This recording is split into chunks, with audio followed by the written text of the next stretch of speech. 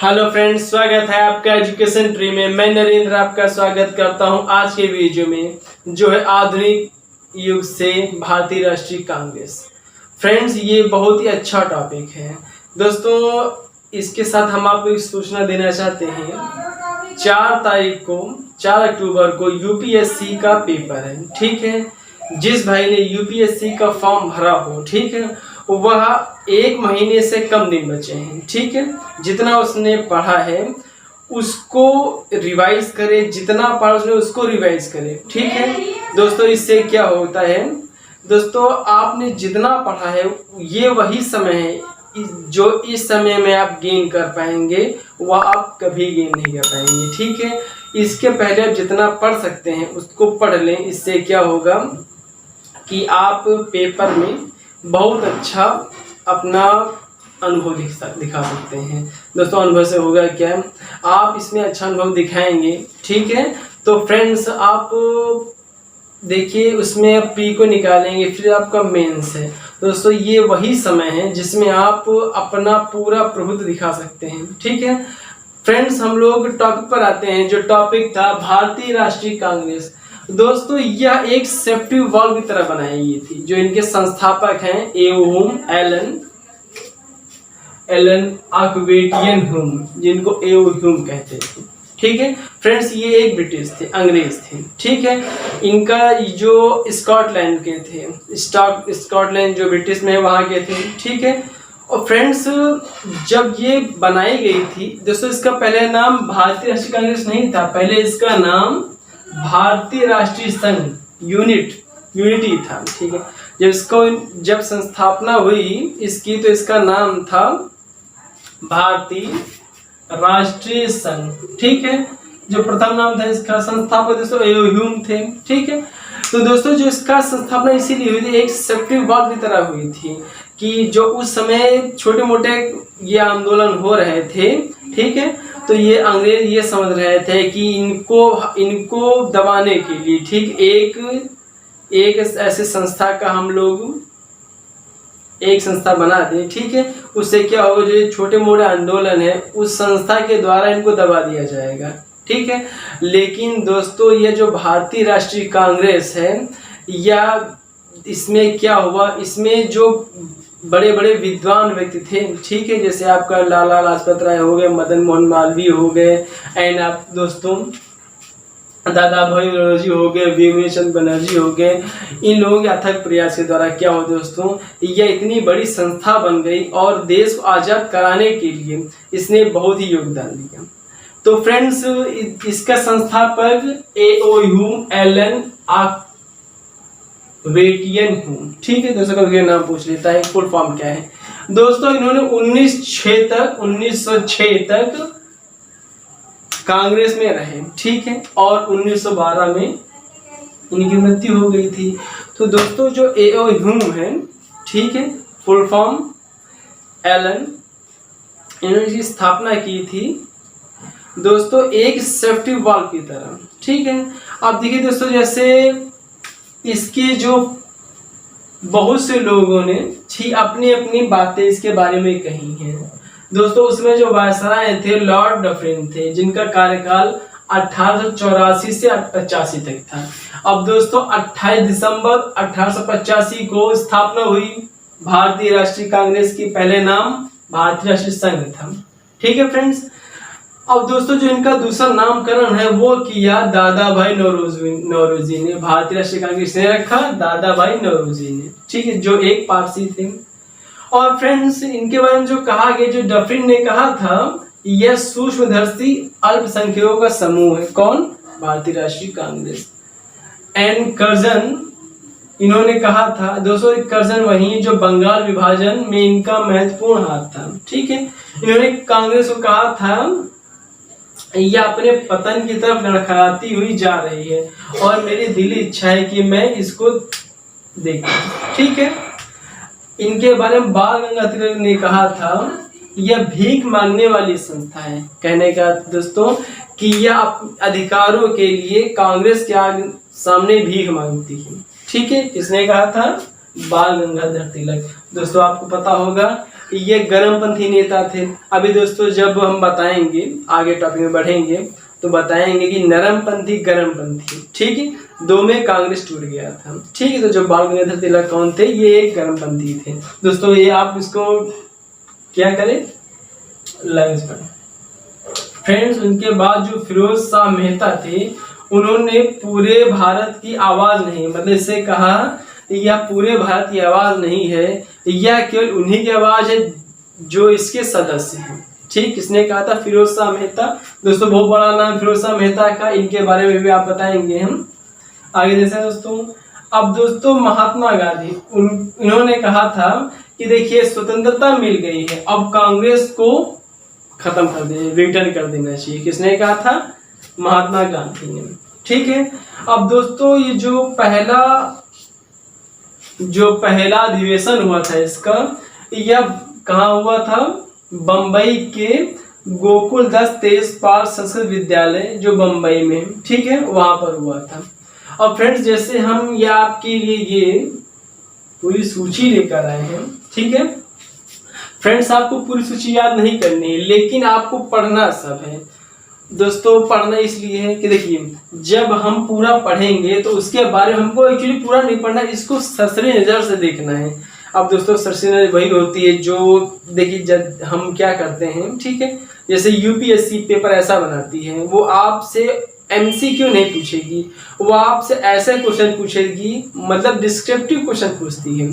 कथन निष्कर्ष आते हैं तो वह इस प्रकार होते हैं, जब तक आप टॉपिक को पूरा नहीं समझेंगे, ठीक है, आपको उस पर कोई फायदा नहीं होगा। तो देखिए दोस्तों जैसे जो पहला अधिवेशन था वो 1885 बंबई में हुआ था, और दोस्तों इसके जो अध्यक्ष थे व्योमेश चंद्र बनर्जी थे, महासचिव एलन एग्वेटियन ह्यूम एओई ह्यूम थे, ठीक है। और फ्रेंड्स ये पूछ लेता है कि जो इसमें सदस्य थे, इसमें प्रतिनिधि थे, वो कितने प्रतिनिधि थे। दोस्तों जो पहली अधिवेशन हुआ था उसमें केवल 72 सदस्य थे, ठीक है। और दोस्तों कभी कभी ये पूछ लेता है कि 72 कहाँ से थे। तो दोस्तों इसमें 38 मद्रास से, 21 बंगाल से, 7 अवध यूपी से और 3 पंजाब से थे, ठीक है।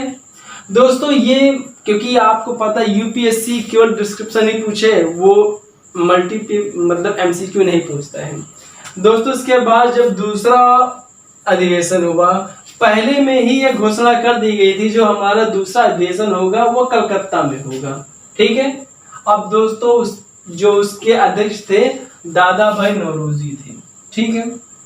अब जो दादा भाई नौरोजी थे, ठीक, ये दोस्तों 3 बार अध्यक्ष बने हैं कांग्रेस के, 1886 में, 1893 में और 1906 में, ठीक है।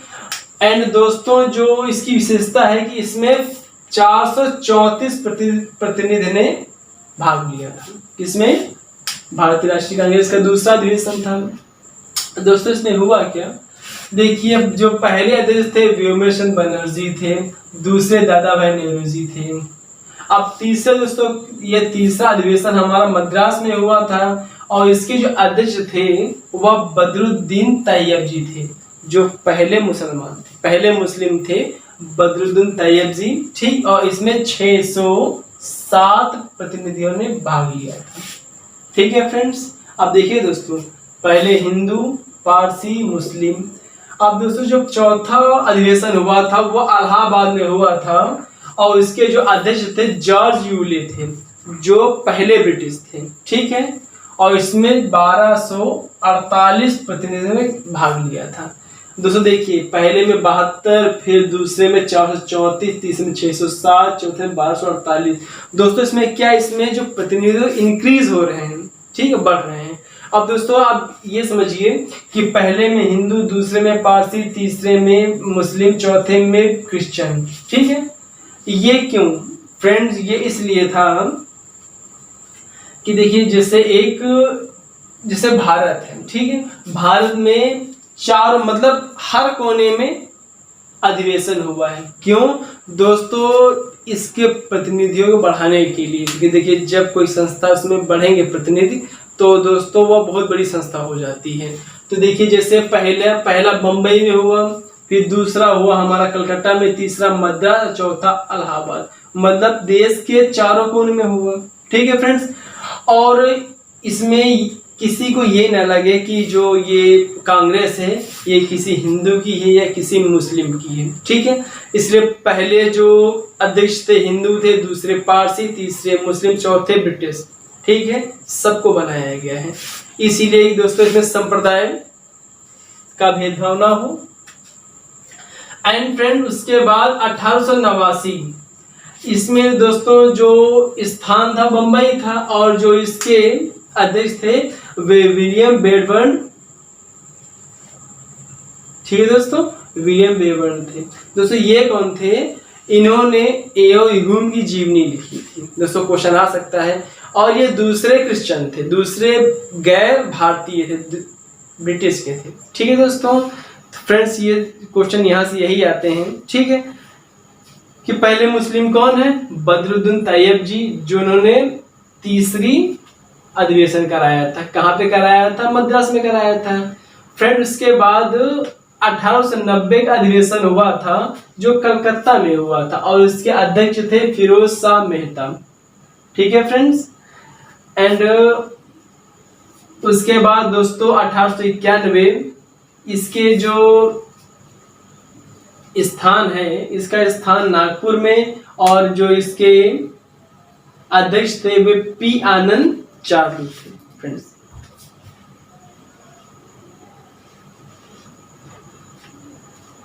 एंड फ्रेंड्स उसके बाद आएंगे 1892 जिनका अध्यक्ष थे व्योमेश चंद्र बनर्जी, और कहां पर हुआ था? ये इलाहाबाद में हुआ था।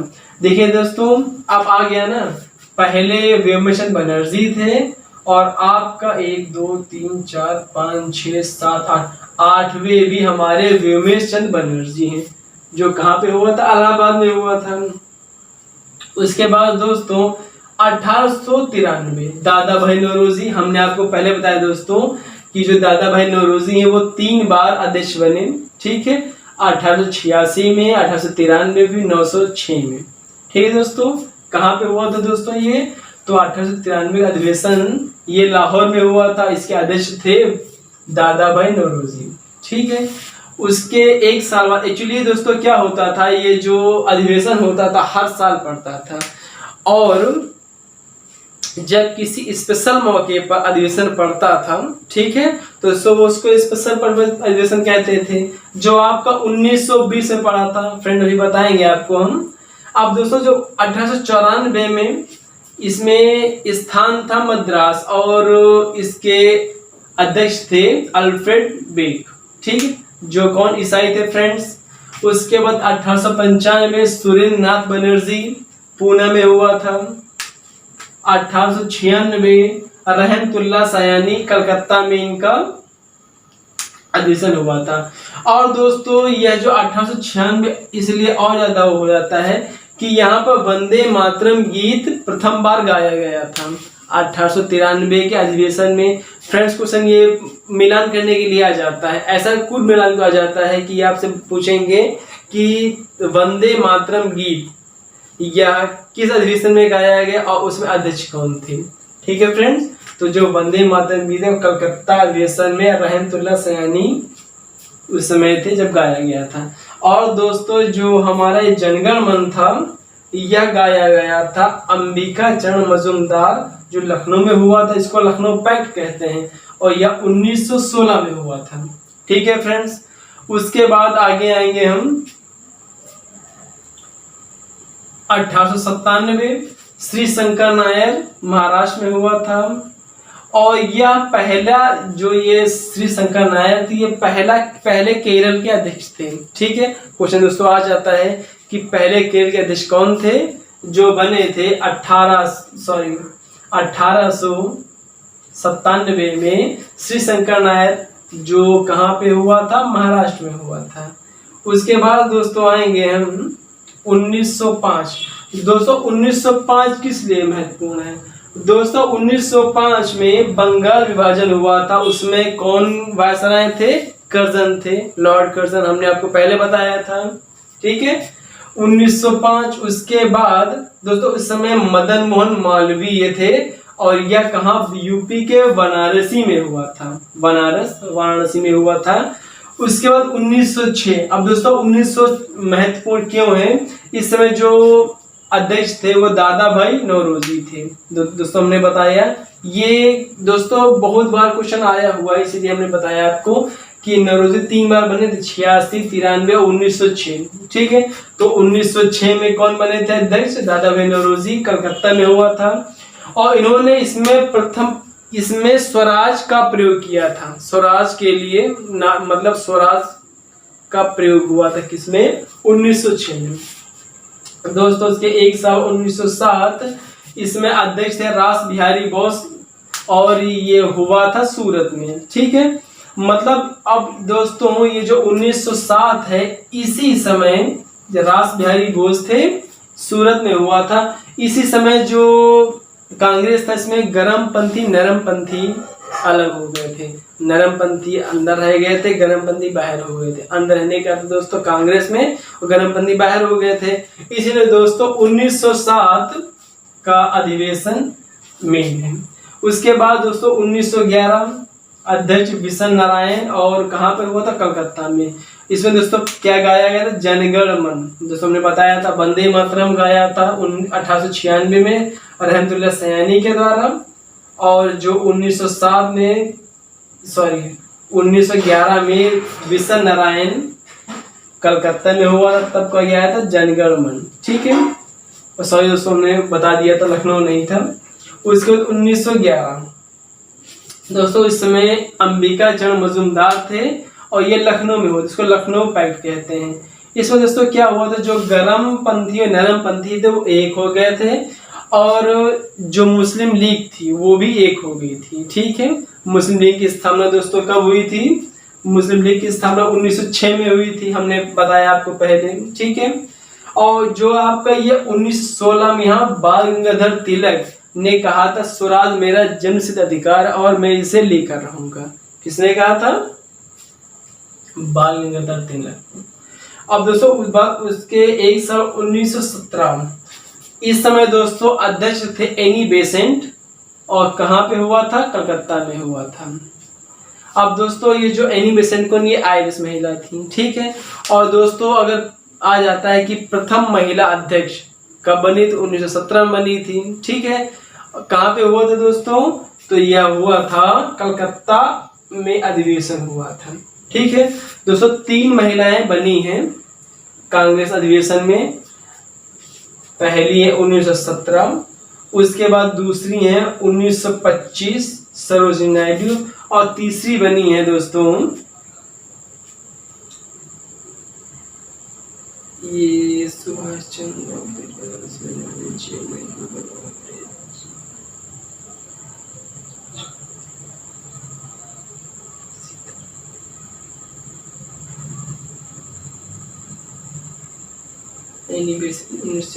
वल्लभ भाई पटेल, नेहरू जी है।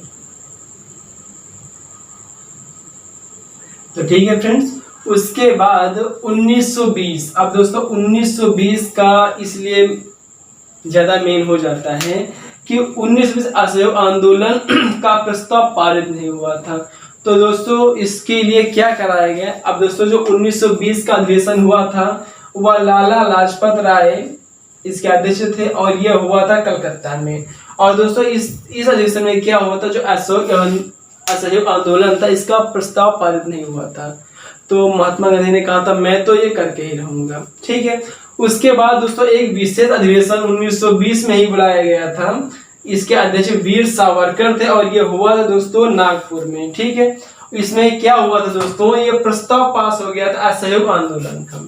ठीक है दोस्तों, पता असहयोग आंदोलन वापस क्यों ले लिया गया था, जो चौरी चौरा घटना हुई थी गोरखपुर में हुई थी दोस्तों, इससे आप कोरिलेट कर लिया करिए। ठीक, कुछ भी आप पढ़े कोरिलेट करें। एंड दोस्तों उसके बाद 1925। ठीक है, अब दोस्तों 24 हुआ था जो महिलाएं थी। ठीक है, MG ये बेलगांव कर्नाटक में हुआ था 1924 का। उसके बाद 1925 सरोजिनी नायडू जो पहली भारतीय महिला थी, और ये कहाँ हुआ था? कानपुर में हुआ था। दोस्तों अगर आ जाए क्वेश्चन में, क्वेश्चन से रिपोर्ट बन जाता है कि प्रथम भारतीय महिला, ठीक है, जिन्होंने इसकी अध्यक्षता की थी वो सरोजिनी नायडू थी। और दोस्तों प्रथम महिला कौन थी? ये प्रथम महिला अगर पूछ रहा है एनी बेसेंट, 1917 में अधिवेशन हुआ था। कहाँ पे हुआ था? कलकत्ता में हुआ था। ठीक है फ्रेंड्स।